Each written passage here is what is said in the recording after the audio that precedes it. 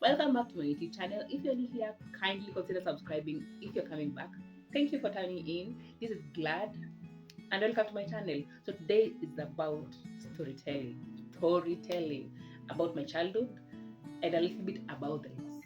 Like I have this loss in my life that I think like this is the most thing that I've lost in life.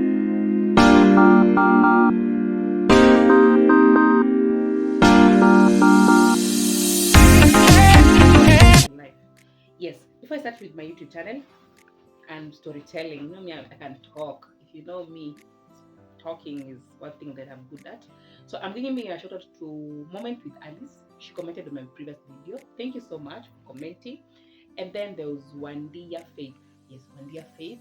And finally, there is Mr. Ayenda. Thank you for commenting on my YouTube channel. Yes, that really means a lot to me. Thank you. Please consider subscribing, liking, sharing, and commenting. So let's get into the video. What is my biggest loss? Yes, because before, sorry about that, Kizungu. Before I talk about the loss, let me talk a little bit about my childhood before the loss. Any the things that led before that loss.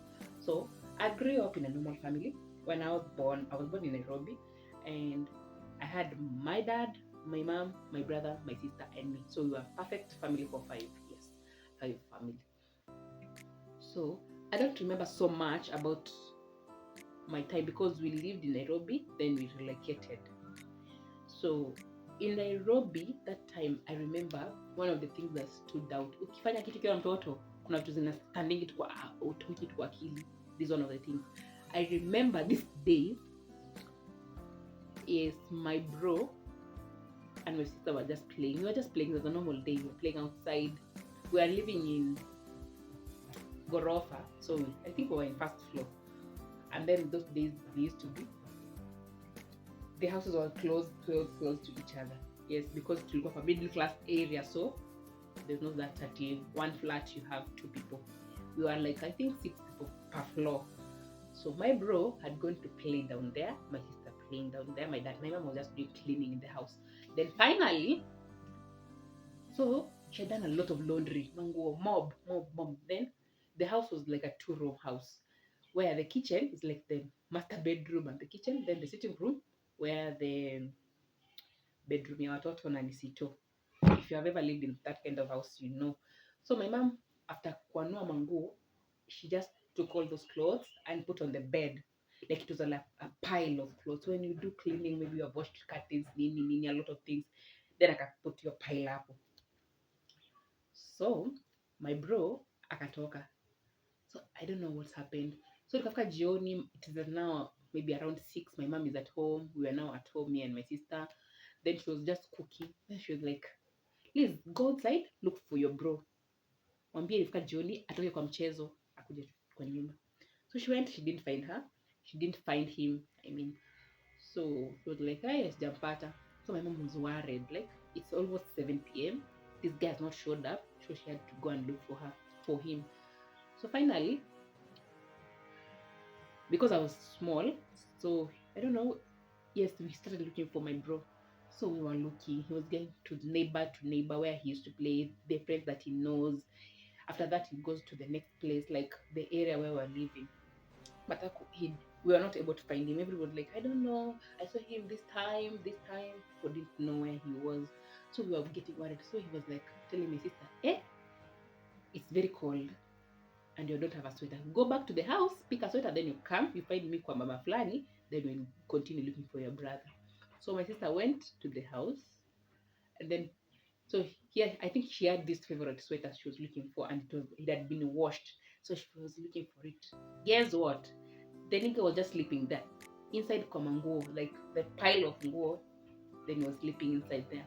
So he was looking whether they find someone sleeping. So he went and told my mom, like, hey, Sam is not missing, he's sleeping. He was sleeping. I don't know why he used to love sleeping like that. That's how we found her. That's one story that I remember. Another story is that I remember I used to wait for my dad when he's coming from work. Then so I was the youngest. So when he's coming in the shopping, those days we used to have paper bags. when you're coming from shopping for Kuala and Chumi those days, they put for you in a paper bag. So when I was coming, he used to come, I used to like go and start touching the karatasi like this. I want to feel if there's something hot because I used to know the sometimes it used to come with chipo. And in 1990s, there chips was like an in thing, not like these days everybody's cooking chips everywhere.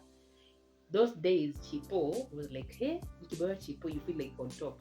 So I used to go and touch the karatasi like this. Then I see if I hear something hot, I celebrate. Then start eating chips. The good part of it is, since I was the youngest, they used to eat.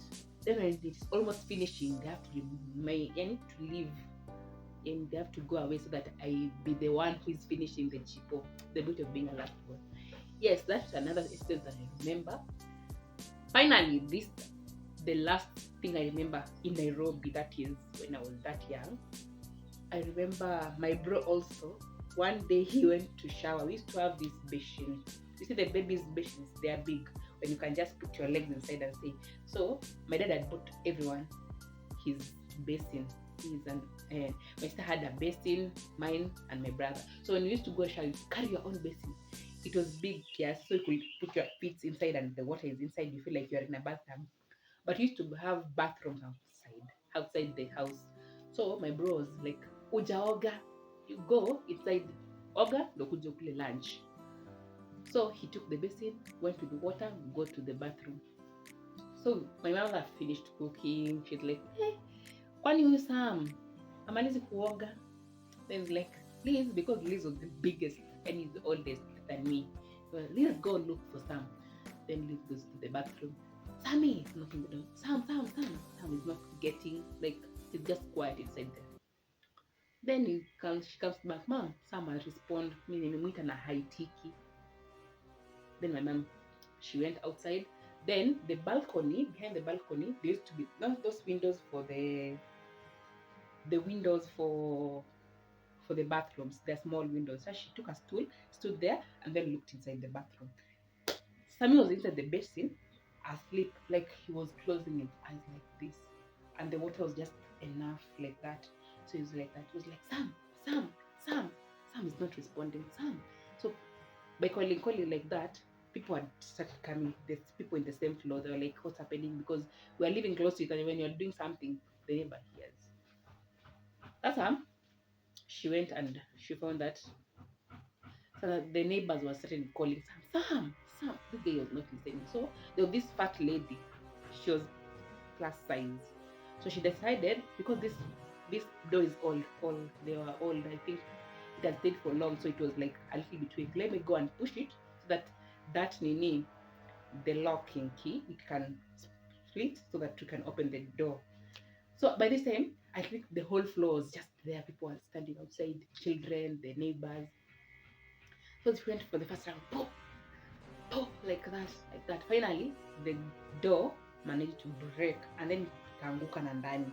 So ikaangukia, sisa walikuwa ndani, ikaanguka na ndani, ikagonga. Kumbe msa alikuwa amelala. He was asleep. After this time, people were panicking, thinking he's dead because tumemwita, tumegonga mlango, hajasikia like at all. So vile ile gonga akashtuka. To cut the story short, he used to love sleeping.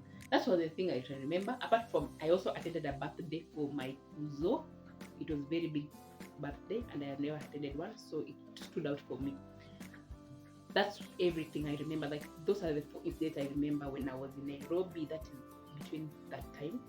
Then fast forward, I think my mom had an issue either in Nairobi, or she had an issue and it was making her decide to move from Nairobi and relocate, like, away from Nairobi.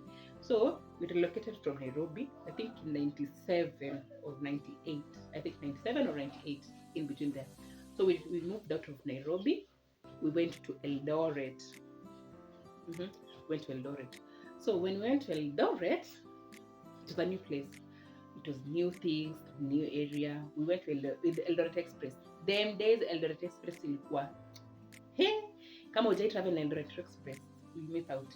And then they used to have sodas in the the Eldoret Express, so could buy maybe soda and scones and eat. But we relocated from Nairobi, then we went to Eldoret. So I think most of my childhood I could remember, like a lot of my childhood I could remember is in Eldoret, because at least when we grow up kiasi, so I could know a lot of things. And yes, so I remember that a lot. So we went to Eldoret, and that's where, in Eldoret, that's where I lost my mom.